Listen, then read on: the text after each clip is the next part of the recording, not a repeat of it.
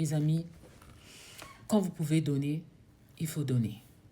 N'attendez pas la fin du mois pour aller donner autant d'argent dans les églises, parfois qui n'ont pas de vision. Mais donnez aussi dehors. Il y a beaucoup de gens qui sont dehors, qui souffrent.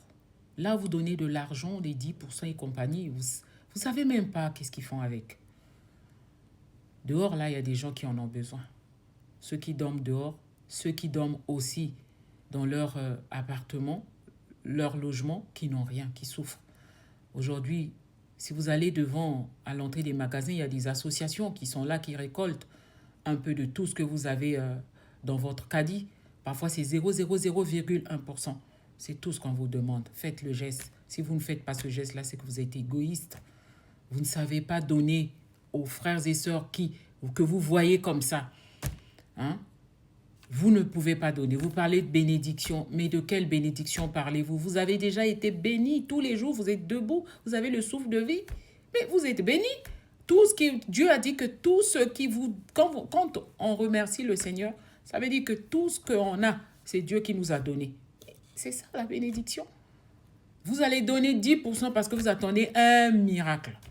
Non, mais vous confondez tout. Il faut qu'on vous enseigne sur la bénédiction, sur le miracle, surtout, sur le shalom, sur tout, quoi. Parce que vous n'avez pas compris. Soyez comme des chrétiens de Béret. Allez lire, cherchez à comprendre. C'est tout à fait normal que quand tu travailles, que tu aies ton salaire et que tu achètes une maison, c'est normal. Parce que déjà, le Seigneur t'avait béni. Il t'a donné un travail, c'était pour que tu achètes un logement. OK? Alors, le miracle, c'est autre chose. Hein. C'est autre chose. Alors, donc, si tu vas donner tes 10% parce que tu penses que 10% chaque fois égale 10% égale miracle, ben, ça fait 10 ans que tu donnes les 10%. Montre-moi tes 10 miracles en question. Moi, je parle comme ça même avec ma mère. Maman, tu vois comment je suis. Maman, tu vois comment sont tes enfants. Si tu donnes les 10%, est-ce que tu vois autour de toi? J'espère que tu ne les donnes pas pour ça.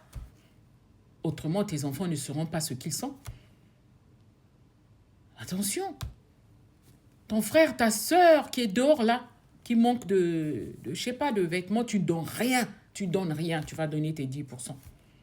Demain, quand tu seras dans la galère parce que tu ne sais pas ce qui va t'arriver, tu vas courir après les assistances sociales, les services sociaux, je veux dire, pour qu'ils te donnent des cartes pour aller prendre des vêtements, les mêmes vêtements que les autres ont donné, que toi, t'as refusé de donner parce que tu as donné 10% de l'autre côté. Tu ne trouves pas que toi, tu n'as pas de cerveau, là? Non? Moi, j'en ai un. Parce que je suis une chrétienne de Béret. Oui, mais toi, tu fais quoi, là? Tu es égoïste. Tu es peut-être malade, tu ne te rends pas compte. Tu as besoin de prendre des soins autrement. Justement. Parce que c'est pas normal que tu ne comprennes pas ces choses-là. Moi, je t'encourage à chercher coûte que coûte à comprendre ces choses et à mettre fin à cela. Je t'encourage à mettre fin à cela. Il ne t'arrivera rien dans ton église parce que parfois, les gens ont peur du pasteur, de ceci, de cela, tellement qu'on prêche sur vous venez chauffer les bancs, vous venez ceci, cela.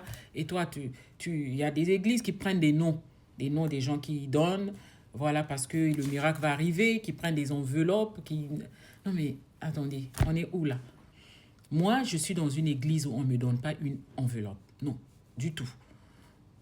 Il y a une boîte où, quand mon cœur le souhaite, je vais mettre quelque chose dedans. Voilà, une enveloppe où on te dit mets ton nom, mets ton numéro de téléphone, tout ça. Non, non, non, non, non, non, non, non, non. Non, ça ne se passe pas comme ça. D'autres églises le font justement pour les impôts et compagnie, tout ça là. Après, comme je venais de le dire, c'est quoi la vision de l'église? On donne les 10% ou pas? Parce que quand tu donnes et qu'on enlève un peu les impôts, te remboursent encore quelque chose. Mais on est où là? Non, non, moi je ne comprends pas des choses comme ça. Non, franchement, j'ai envie de bien comprendre. C'est tout. Et donc, j'ai envie aussi de te rappeler que tu as intérêt à être comme ce chrétien-là de Béret. J'ai entendu ça ce matin quand le prophète Jérémie Soudry l'a prêché aujourd'hui. Hein. il a dit beaucoup de choses sur les chrétiens de Béret. Regarde l'image que je mets là. Tu comprendras. Il faut aller vérifier. Il faut aller chercher à comprendre. C'est très important. Il ne faut pas se faire avoir. N'attends pas la fin du mois pour aller donner 10% à ton frère, à ta soeur. Cherche à donner. Il y en a. Ne cherche même pas. Il y en a forcément quelqu'un qui te demande. Tu ne donnes pas. Tu ne donnes jamais. Tu ne partages jamais. Sinon que tu partages que des miettes. Voilà, des miettes de ce que tu as mangé, ce qui est resté, c'est ce que tu vas donner aux autres. Mais tu es incapable de prendre de ta poche, et de donner aux autres. Et tu es chrétien. Tu dis que tu es chrétien, tu es fier d'être chrétien, tu es diaconesse, c'est ça, tu es pasteur, tu es prophète, tu es, je sais pas, il y en a tellement des noms aujourd'hui, tu es apôtre, tu es je ne sais quoi, tu es chrétien simple ou quoi. Non, non, non, non, non. Il faut poser des actes. Il faut qu'il y ait des œuvres à travers ce que tu fais. Il faut qu'on sente que vraiment, autour de toi, tu soutiens la veuve, tu soutiens l'orphelin. Voilà, tu fais des gestes, mais vraiment d'amour. Même si on ne les voit pas, Dieu te voit. Si Dieu ne te voit pas, la nature te voit. J'ai un grand frère qui m'a toujours dit que tout ce que nous faisons, Dieu voit. Il voit tout. Même la nature a horreur de certaines choses. Quand elle sait, elle voit que c'est pas normal ce que tu fais. On a besoin d'être enseigné sur la bénédiction, sur le miracle, sur le shalom, sur beaucoup de choses. Parce qu'on mélange tout, on confond tout. On fait des choses naturellement.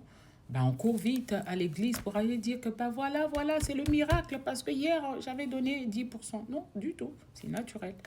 Parce que ton réveil, c'est ça le miracle. Quand tu t'es réveillé le matin, c'était ça ton miracle. Le Seigneur t'a béni, il t'a donné du travail, il t'a permis d'acheter, je ne sais pas, de payer le permis à ton fils. Ton fils a eu le permis de conduire. Le Seigneur t'avait déjà béni depuis longtemps. N'est-ce pas? God bless you. On est ensemble.